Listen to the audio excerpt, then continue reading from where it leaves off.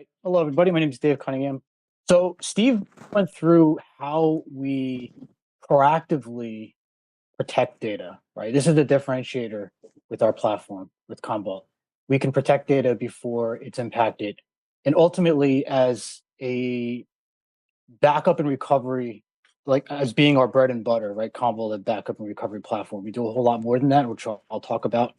Having that proactive protection will help limit and reduce the potential of having to do recoveries in the event of attack because you can stop the attacks before they do damage. That said, organizations are really concerned about having these safety nets in place, right? So backup recovery is still a very relevant industry. Customers are looking to put more investments into security platforms. They're shifting their mindset set left, where they're scrutinizing the platforms that they're partnering with. They want to reduce the risk, have the proper secure recovery platform in place, like Commvault, and this is where we come in. Now, the challenge that we have is that the threat actors know this as well, right? We've actually seen this firsthand. Just recently, the end of last year, DarkSide ransomware, there was Mandiant did a deep dive on the inner workings of this ransomware, which I think is part of like a ransomware as a service. And there were literally routines built into the ransomware that targeted our processes. So the threat actors were trying to stop our backups from protecting the data, so that way the customers would have another reason to pay the ransom, right? And this is the world that we live in. We've been seeing this over and over again, especially over the last few years. This is just the evolution of how these threat actors are progressing. They're really targeting the backup and recovery platform. And I like to call our platform a recovery platform rather than a backup recovery platform. And the reason for that is because recovery already implies that you're backing up, and it also implies security, right? We have to secure the data that we are protecting within our platform. Otherwise, you can't recover it. So that's our recovery platform. And I'm going to get into like the details of that and how we're advancing our capabilities in our product to not only provide the baseline protection for keeping data safe, but also providing insights that customers need and the integrations that they need with their third-party ecosystem security platforms. This is kind of where the multi-layered approach comes in. You hear this all the time. We talk about this multi-layered approach. And it's not just about protecting the backup asset. It's also about protecting who has access to the data. If you think about it as a recovery platform, we're touching so much within the environment. We're interacting with virtual workloads, cloud workloads, on-premises workloads, SaaS workloads, right? And all of this interoperability, all this interconnection requires access.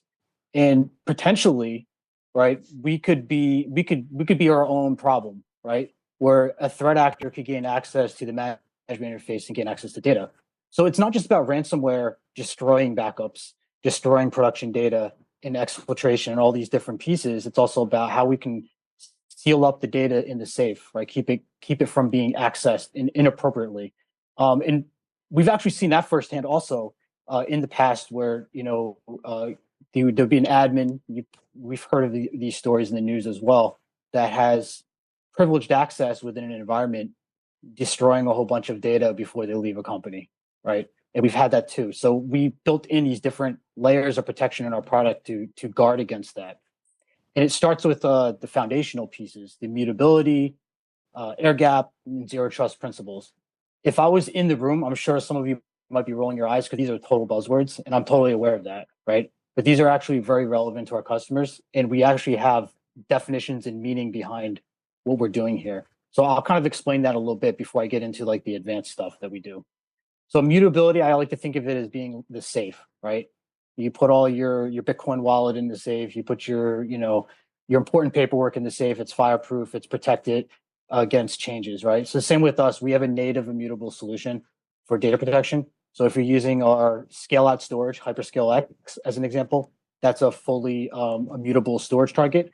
But if our customers aren't using our storage that we provide, they can use our ransomware locking capabilities to protect data movers with storage that's attached to those data movers. So we have a lot of different techniques that we use on those data movers to help do that, to access control list, driver level controls, and things like that. And that protects the data and keeps it immutable. We also support third-party immutable storage solutions like AWS, Azure, on-premises solutions. We don't require any bolt-ons for mutability. We're natively immutable out of the box. Like, you can just use our product as is and have an immutable solution. But I'll get to it a little bit later on in the slides, where there's some strategic reasons why customers might want to use other storage targets and use native immutability options on those storage targets as well. So we do support that. Air gapping is another one of those buzzwords, right? And this can mean a whole lot of different things. And I'm not talking about our grandfathers air gapping, tape and private networks. We do have customers that use tape. It's a great protection medium, but not a very good recovery medium. So I'm not talking about those type of air gap solutions. I'm talking about more of like a logical air gapping, the ability to segment the backup infrastructure, right? We have a lot of different ways of doing this. You could either do this on-prem using software controls within our product, or we have a SaaS solution, our Metallic solution, where customers can use our SaaS offering of the control plane, which is our comm server, and that'll completely segment the management piece of the backup and recovery environment while they can manage their own storage in a segmented way. We also have ways of segmenting and micro-segmenting storage itself. So a lot of times what customers will do is they'll have primary copies of data on immutable storage, but then they'll have segmented networks within their environment to kind of restrict the lateral movement of like a threat, for example, make it harder for a threat actor to kind of move around and gain access to the secondary storage targets. And I actually like to think of it as going back to the safe analogy. If you have the safe with all your important information in it, you're still not going to stick it in the middle of the living room so a thief can go in there and try to break into it, right? It's a way of kind of like guarding against the attempt, right? While you already have the immutability, you want to guard against the attempt. So it's just an extra layer of protection in that regard. One other thing I want to mention too is a lot of organizations are starting to implement like a bubble room or isolated recovery environments. And these would be like isolated environments that are used for testing recoveries, testing DR scenarios. In some cases, customers are scanning their backups, and we'll get a little bit more into that. So we have some like inbuilt capabilities of doing those scanning routines to help inspect backup content for potential threats. But this is a very common thing that we see as well. This is all natively, within our product. Well, yes, it would require some architecture from a network perspective. Our software at their software layer, we can control the communication, we can encrypt tunnels and do all that kind of stuff. So we can fully support those type of air gap scenarios. The other thing I want to mention is zero trust, and this is another one of those buzz terms that we hear quite a bit. And hey, this is Steve. If we could just stop on air gap for a second, because I hate people use network no longer means anything. Air gap used to have a real meaning that there wasn't indeed an air gap. So instead, could you go into a little more detail on exactly how you're creating and removing the separation, or are you setting up a connection and tearing it down after it's done? Exactly how are you gapping the data from the main network? What is your thing? Because it's certainly not an air gap. Absolutely, yeah. So it's definitely not like a physical type of an air gap. I would consider it more of like a local type of air gap. So the way I would actually explain it is we've built in power management capabilities in our product. So the way our architecture is designed, we'll have these data movers that are responsible for moving data to storage, right? And those data movers can automatically turn off and turn back on when not in use. That is one way in which that we would air gap. Another way in which that customers use air gapping is they'll separate the connections using like a virtual gateway. And that will also be controlled via a power management cycle. And that'll virtually air gap the connections. But mostly what I see is segmentation, just basic network architecture with microsegmentation like VLANs, those type of things. And then using our network topologies, which is basically a software configuration in our product, you can control the direction of the traffic, the ports that are used, the encryption used over the tunnel, things like that. And that would be the way I would define air gapping. So by all means, I completely agree with you. And we've gone out of our way when we talk about air gapping to try to explain that as best as we can. Yeah, I just want to encourage again, just stop saying air gapping. Yeah. Just call it what it is. It's a security architecture that is disconnecting or reconnecting a network, but it is not an air gap. Just Yeah. stop saying that. I support that. All right, fair enough. Thank you. So let's talk a little bit about zero trust. We really focused with the zero trust architecture. Is once again that's also an IT principle of securing an IT infrastructure. But what we really focused in on a zero trust architectural perspective would be the continuous validation of access to data, right? And what we've done was we've implemented multi-person authorization within the product, like that quote unquote four eyes authorization. We have various different authorization uh, steps in place for data access. So, for example, if I was an administrator, typically I would have access to manage the backups in any way that I want to. But if I tried to restore data, or if I tried to delete something, right, or if I tried to clean something up, it would require additional approval steps in the process. So that's one area of protection that we're continuously validating who's doing what within the environment, as well as fully locking down retention and things like that, where we just make it really difficult for any user that has admin access to destroy something once it's immutable, right? Once the data is immutable, they're not going to be able to destroy it anyway. We've also built in, started implementing higher levels of multi-factor authentication. We paid very close attention to the trends within like the NIST frameworks and publications around identity management, the NIST in particular, the digital identities publication from NIST, and they're really starting to go deeper into the hardware type authentication methods using like FIDO2 protocols, with, for example, the YubiKey, USB authentication keys, things like that, or common access cards. And we've fully baked that into our product as well. So we just keep on adding these different layers of validation and identity validation within the product for data access. So that kind of like sums up the framework or the architecture of the product itself. But we didn't just stop there because it's more than just about protecting the data that's being backed up. It's also providing the insights into the data. Probably just as bad as a destruction event would be to think that you're backing up good data when you're not, right? And what that could mean is partially encrypted data, corrupted data, or backups that are smaller than usual, right? Or backups that are larger than usual because there was significant changes. So we started building in these different insights for our customers to kind of like hone in on the various different activities that are happening in the backup so they can respond to that. And this is where our security IQ, data insights, and security integrations come in. And I'm going to kind of dig into that a little bit deeper.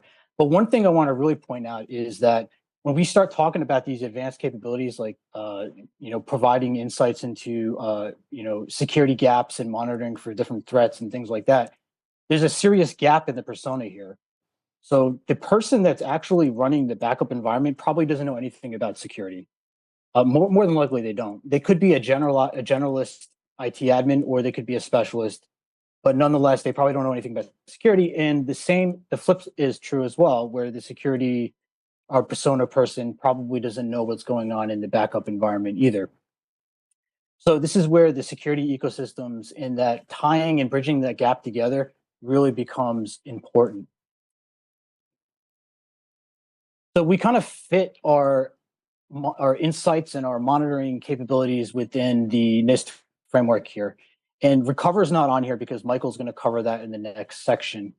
But when you look at identify and protect and detect, monitor, respond, this is a framework that actually has a value, right? It's not just about detecting if you have a gap or detecting if your backups are at risk, but it's also providing a meaningful and valuable response to it, right? And that response could be protection. It could be, some action such as a, test of recovery, or it could be to validate your backups a little bit deeper. This is super important because if you don't have this framework in place, you could have this false sense of positive that something happened to your data while you're protecting it. So Steve talked about the recommendation engine with ThreatWise, and this is that capability of utilizing the backup assets you're backing up, a whole bunch of Google databases on this subnet, or you're backing up a whole bunch of SQL databases, whatever the case may be, and you can use this information as a basis for deploying your traps in your environment to protect your data proactively. This is the concept that we've kind of built into our product as well, because we have a feature called Security IQ that we built, and we were one of the first ones to do this in the backup and recovery space. And this is a automated tool set that we built in our product that would actually assess the backup environment and give you recommendations on improving the security of the backup environment.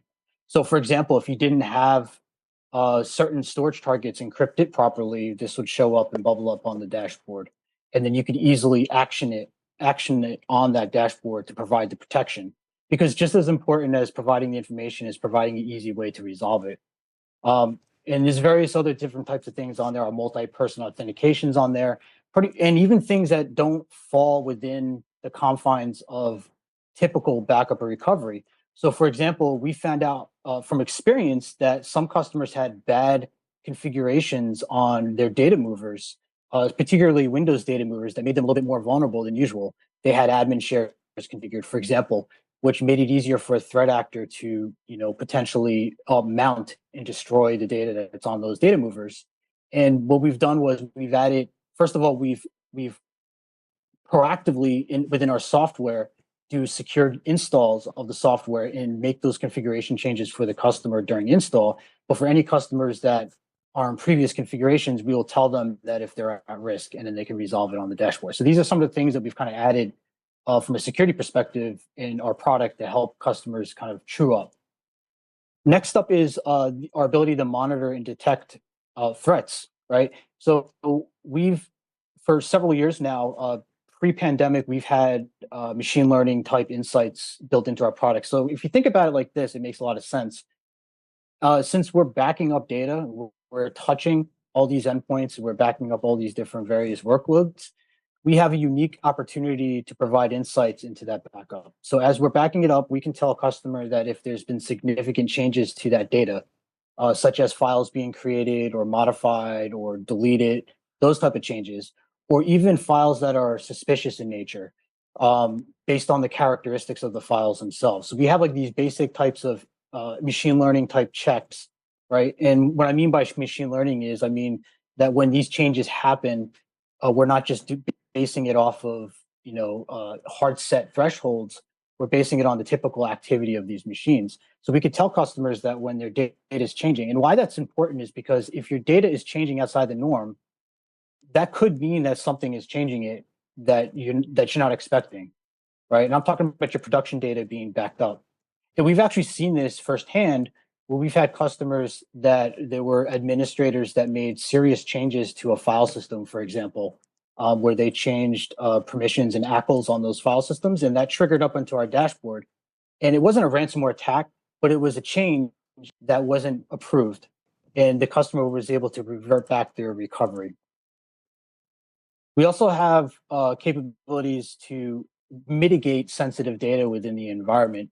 So one of the biggest threats right today with ransomware, yeah, definitely destruction, is one of them, encryption, but it's also that exfiltration, right? It's gaining access to sensitive data, exfiltrating it out, and holding the customer ransom because they're scared that data is going to get leaked. But our risk analysis solution that we built into our product will actually allow a user to gain insights into where sensitive data resides in the environment, so you can respond and migrate that data off the production environment, or you can migrate it to like cold storage or secure storage or wherever you want to do with it. So it gives you the opportunity to kind of like reduce the potential risk on within the environment from an exfiltration. We're not preventing the exfiltration, right? That's a completely different story in itself, completely different thing in itself, where we can help a customer reduce the risk, the impact of an exfiltration. So real quick, where does the analysis of the data happen to determine if it's sensitive data, regulatory data, et cetera? Is it happening on the customer's equipment, or is it the data being sent up to the cloud and processed there? It's fully configurable by the customer, but we have a scanning. Essentially, what the customer would do is they would configure a scanning server. We call it a scanning server. That server would typically exist in like a bubble, like it would exist like off the backup environment. It wouldn't be part or integrated with the backup environment. We would recommend it being something separate from the backup environment. And that server is used to do the deep analysis of the data. And that could be on-prem or anywhere. Is that what you're saying? Yes. Yeah, Okay. you could put that anywhere. Of course, if you had it in cloud, there'd be costs associated to it, but yeah, you can certainly do that. And so it's looking at the content of the data itself, not metadata or anything like that. Great, thanks. It's looking at the content of the data. And so it's looking for things like credit card infos, credit card information, other sensitive information like financial information, things like that. Yeah, and one of the things that's unique about that solution that we have is it could be run live on the live file system, or it could be run on the backup data. So depending on where you want to run it, that's completely configurable too.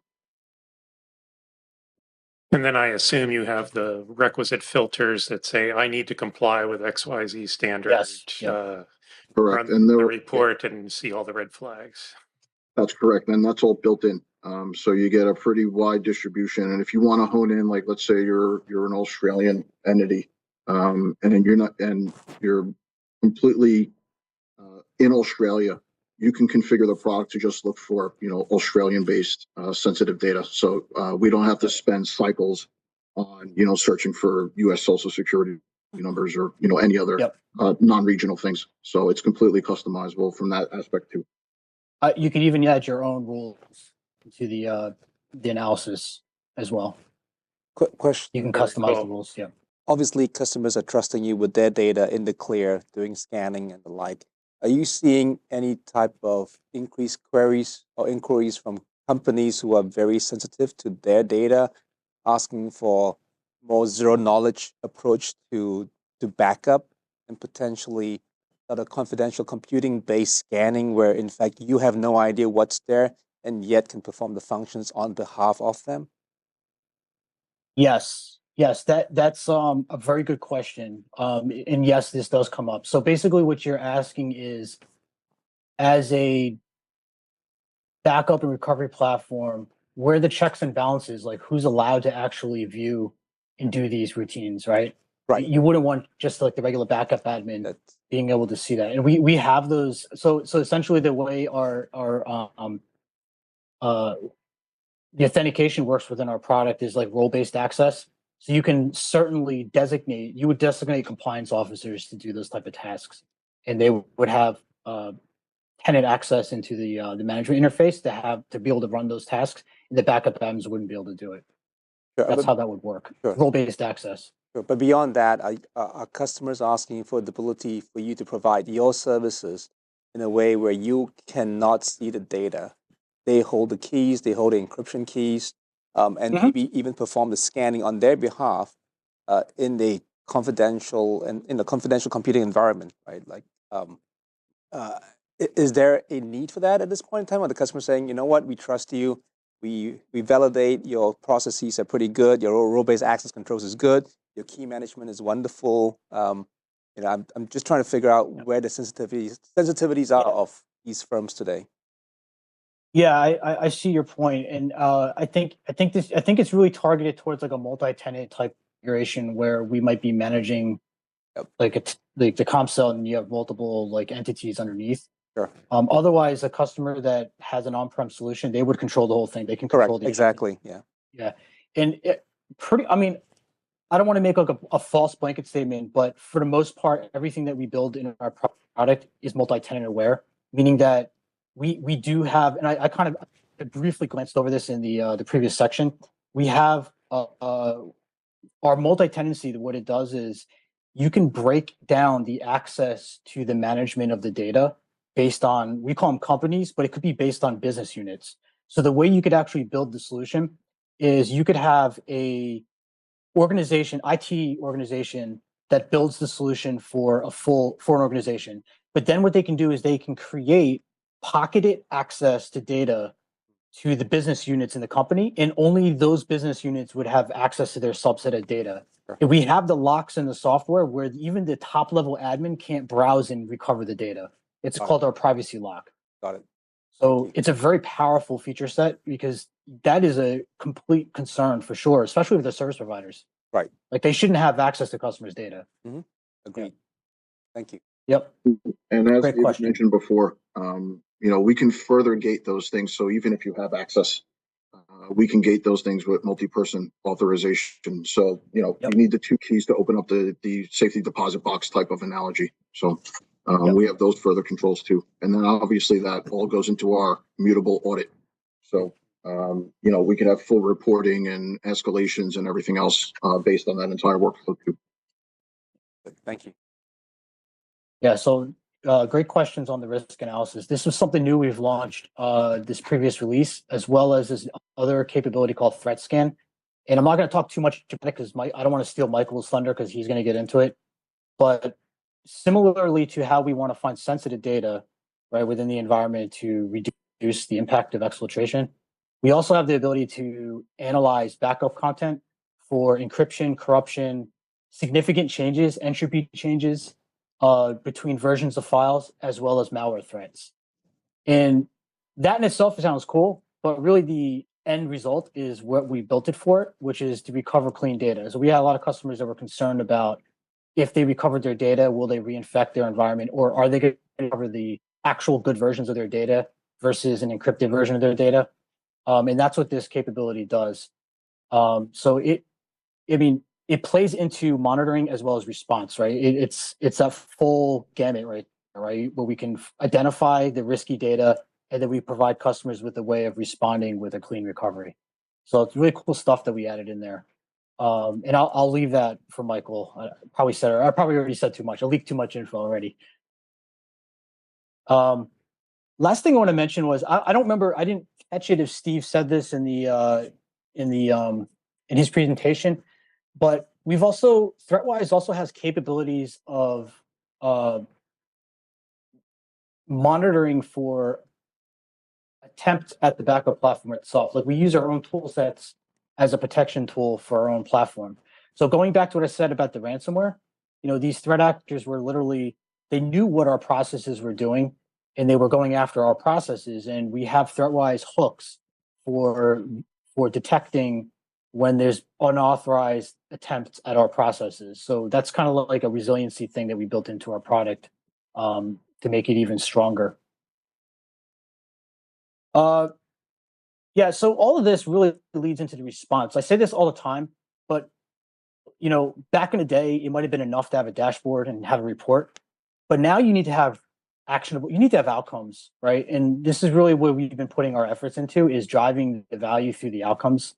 Like I said, with the risk analysis, we provide an orchestrated way of a customer to migrate that data to a safe location. So now you've totally eliminated the space, the threat space. We also have orchestrated playbooks in the SOAR, which I'm going to get to. I gotta probably pick it up and get there. But we to kind of fortify protection in the platform, as well as the ability to recover clean data. And I'll leave that to Mike because he's going to talk about that in more depth. But before we get too deep on the respond, I have one more question on the detection. Your top line there under detect monitor, it says monitor suspicious file activity, and you mentioned you're using machine learning to do that. Mm-hmm. How long does it take to train the machine learning? Like how soon is a system like this usable? Are you cross-pollinating learning from other customers to speed that up? Or how do you go about that? Yeah, that's a great question. So yeah, it does require historic data points, right? So we need at least 7 days worth of historic data from the backups, but we use up to 30 days. So we'll keep 30 days of typical history of that machine. There's a lot of different anomalies that we do. We can do it at a file level. We could also do it at a backup level, right? Backups taking too long, that type of thing. So it's 7 days at least at a minimum, 30 days at a maximum. We don't currently use other customers. We don't reference it across other customers' data yet. I don't want to say too much more than that, but those are kind of things that we've been thinking about, as like next wave type steps. Yeah, it's a good question. Yeah, and listen, that approach is to make sure that we reduce the amount of false positives, because every system is going to behave slightly different. And what's unique about our solution is we're using the 7 days on the live file system, right? So I know Dave mentioned backup, but there's multiple stages of how we use ML to detect anomalies. So scanning it on the live file system takes that 7-day buffer. And then obviously we look at it long term. So if there's patching and other things, we kind of understand those behaviors on a person basis. And then we look at the backups. So, backups being within those thresholds and things, become that additional facet. So backups are not required for us to detect anomalies, in a general sense. So we have those multiple stages to ensure that, as soon as Commvault starts protecting an environment, as long as the agent's on there, we start to detect anomalies, after that first 7 days, as we start to understand the behavior of the system. Lars here. When you are scanning for corruptions, will you also understand certain types of files, like database files?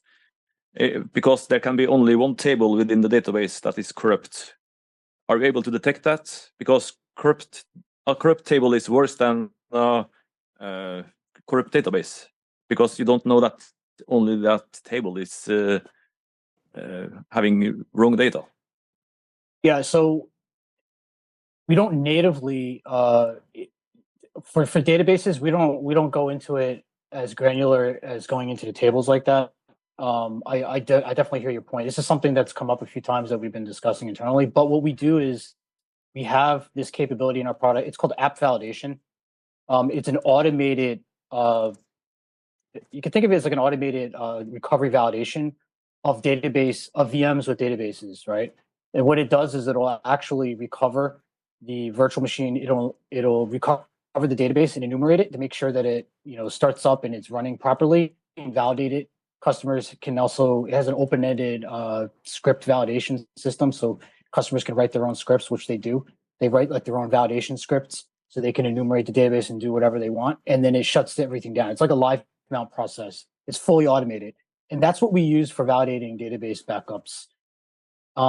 We just didn't find, as a from analyzing into the tables of the database, we don't do that today. It's just not something that we go that deep into with the anomaly framework. Now, what we will do is if there's been significant changes with the database backups, that would get flagged, but it'd be more like size changes and things like that.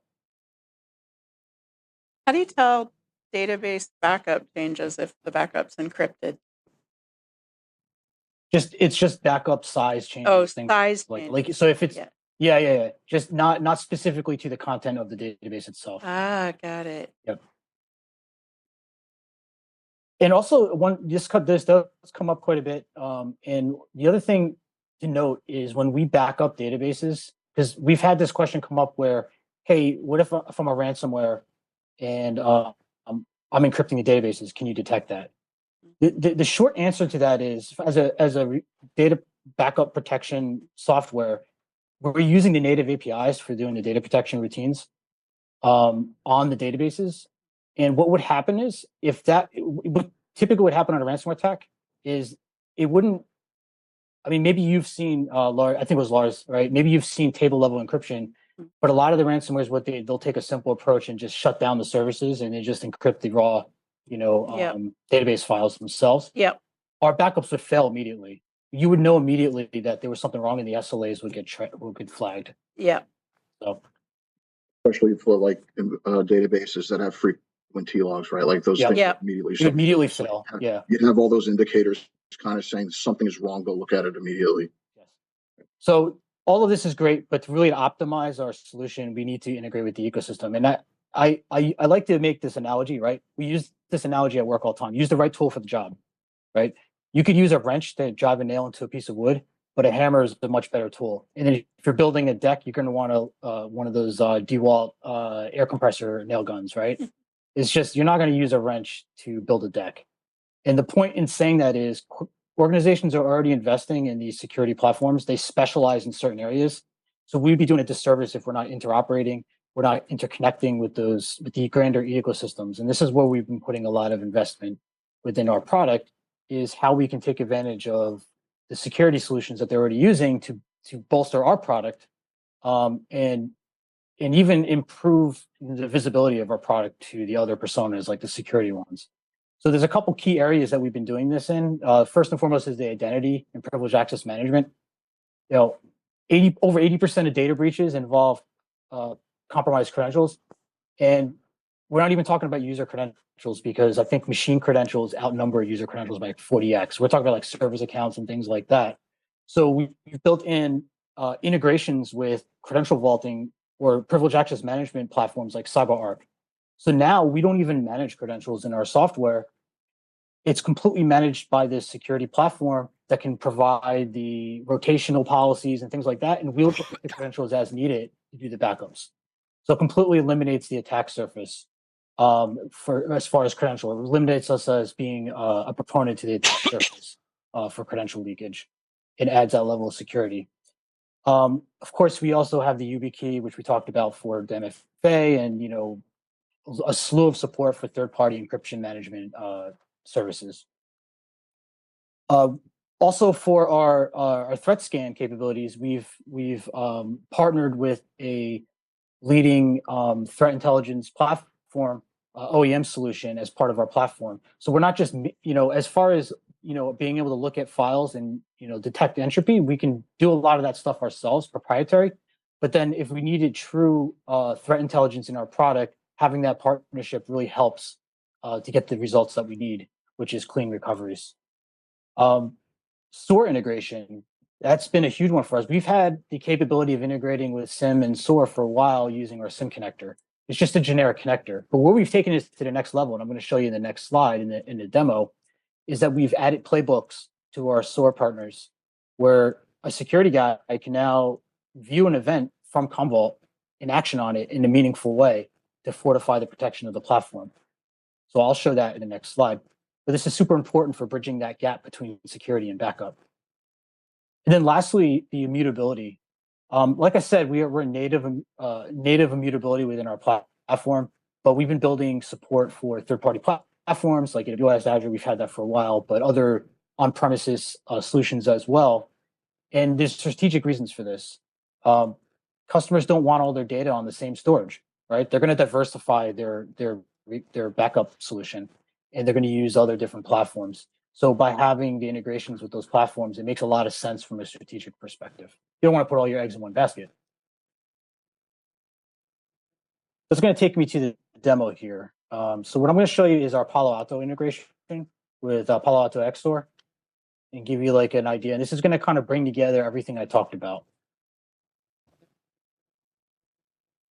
So this is the main Palo Alto dashboard, and you can see I have 7 incidents at the top. And what an incident is, it's basically an alert that came from us. It came from our machine learning alerting system that I was talking about before. And it creates an incident automatically. And an incident is just something that somebody needs to open up, take ownership of, and respond to it. So you can see here, I got my 7 incidents below here, and these are anomalies. They're file activity anomalies. This means that as we were backing up data, we found some suspicious files, and we're basing this off of various characteristics of those files. We also have activity anomalies, right? If there's a lot of files being created or modified as well. But in this example, we're showing file type anomaly, which is, there's like a mismatch. It's like either it's a PDF, for example, that's actually masquerading. It's actually it has embedded binary information, or there's some mismatch between the extension and the MIME type of that file. And you can see we have a bunch of different events, and we pull this in. So may I ask, just Yes. to interrupt, so you can detect a script in a PDF, which is a very classic vector. And so you go ahead, finish your question. No. Lots of different kinds of file types are interpreted, right? I mean, photos, compressed photos, PDFs with embedded objects or script inside of them.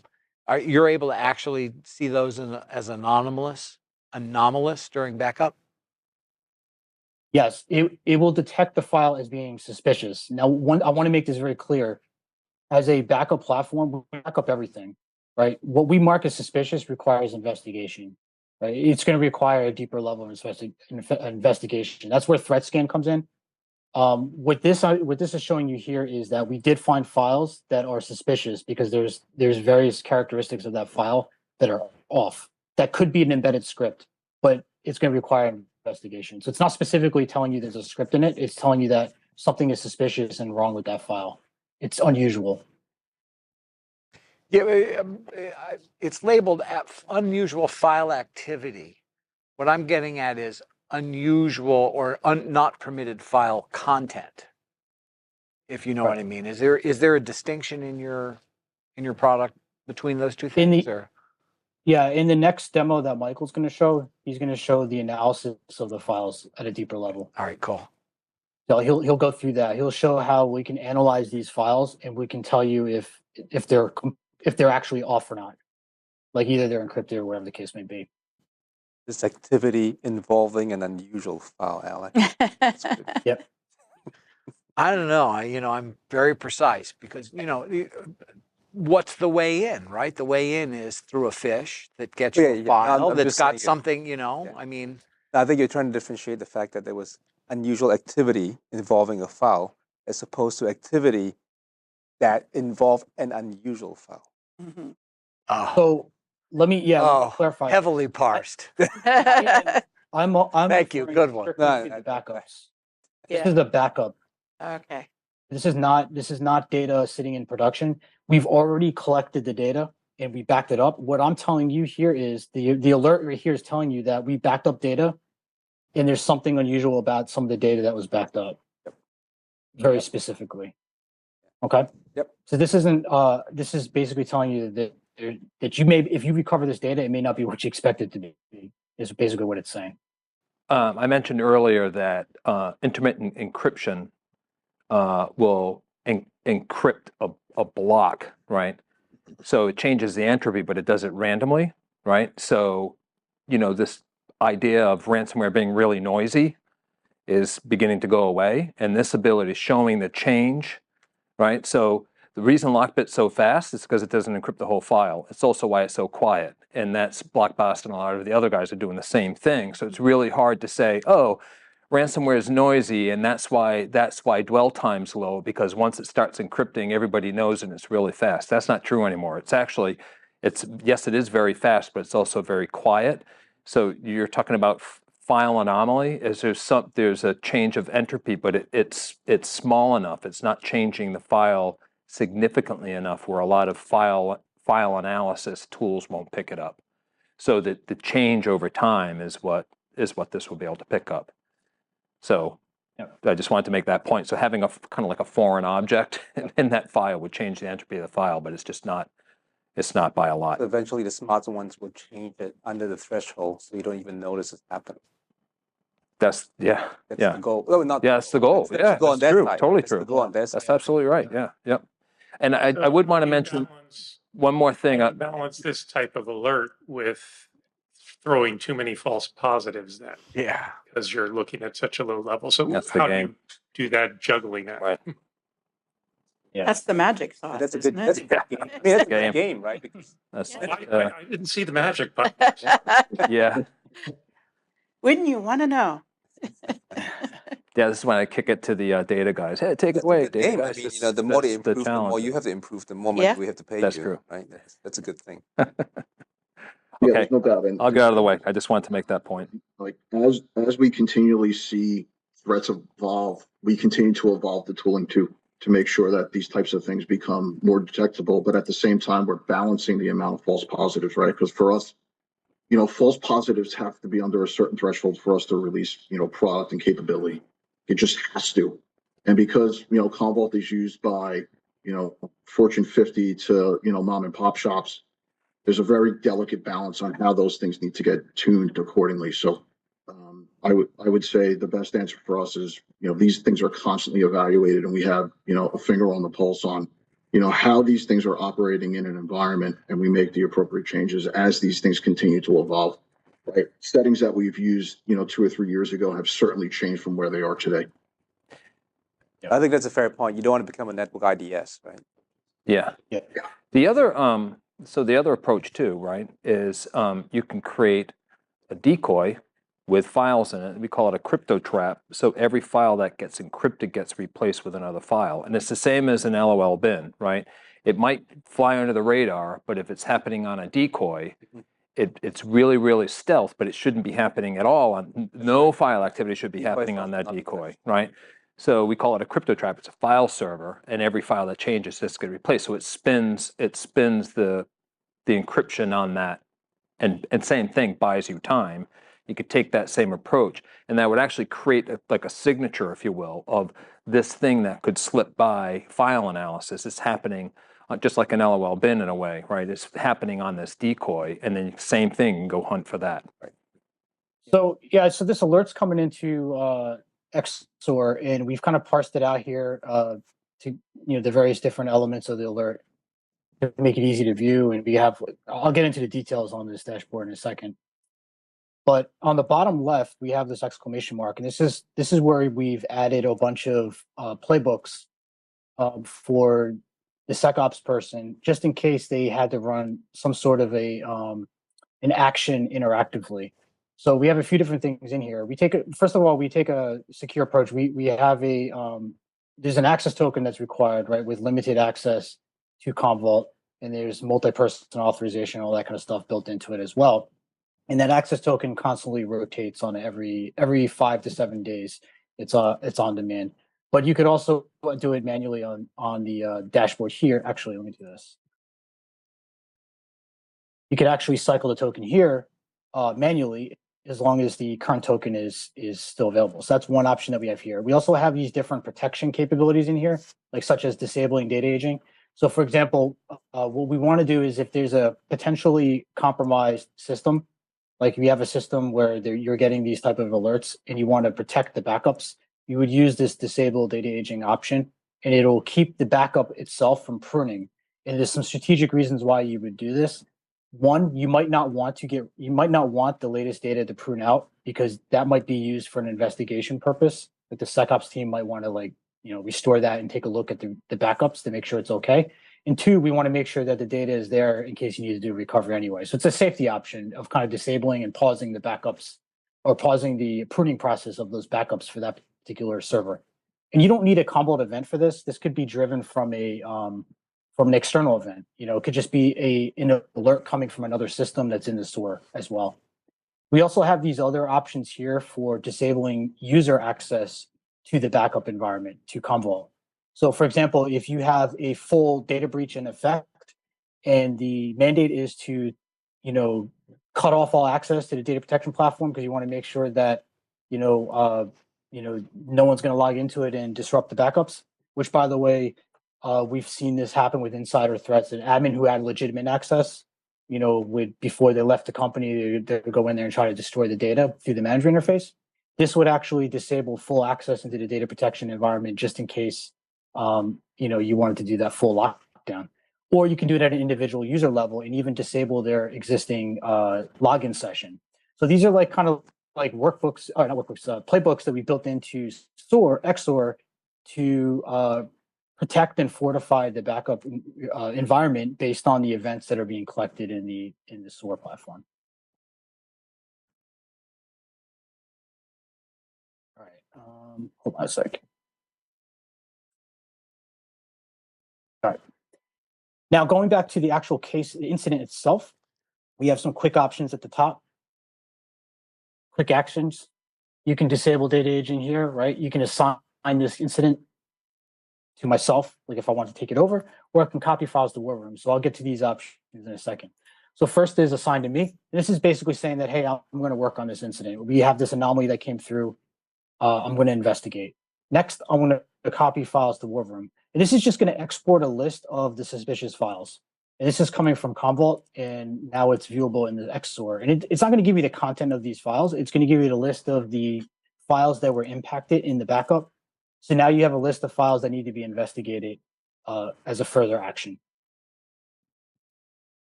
And then lastly, like I was saying before, you can update the case status and do the other various actions like disable data aging. So if I detect it and I, let's just say that this particular incident looks unsafe, we have like legitimate changes going on with these files, and it's bad, right? We'll mark this incident in unsafe status, and then we will disable data aging to make sure that the resource is protected in the backup environment and it's not going to get pruned out. And then you can start the downstream investigation processes. In this particular example, I'm going to actually mark this case complete, and I added notes into the case saying that I did an investigation. I found a bunch of suspicious files, and you can view the notes at the bottom of the case in the closing information. So it has a record of what was done, basically like an audit record. So this is something that we've been working on, and we're going to be continuously expanding on. We have like the playbooks that we have today, and we're going to be adding new ones in. And it really kind of bridges that gap between the backup platform and the security admins that are analyzing these different various events in their security platforms.